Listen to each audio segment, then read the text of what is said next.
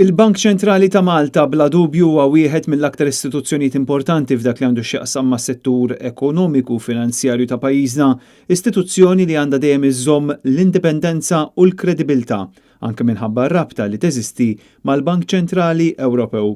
Dan qaluh fi stqarrija l-kellim tal-Oppożizzjoni dwar il-Finanzi Mario De Marco u Kristi De Bono kelliema tal-Oppożizzjoni dwar l-ekonomija, s-servizzi finanzjarji u l-innovazzjoni.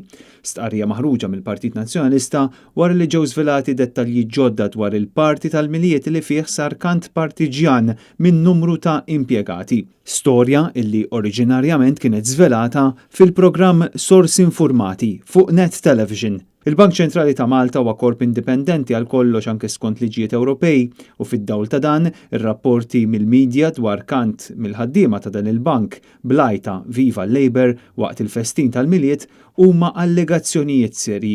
Dawn l-allegazzjonijiet ġew konfermati minn ġdid minn Xuti li kien fil-postu li tkellem mal-Malta Today, xieda li twaqqal kollox iċ-ċaħda li kienet saret ftit tal-jemilu mill-istess Bank Ċentrali.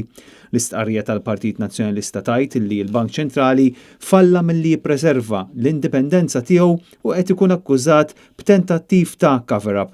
Dawn huma żewġ akkużi serji ħafna.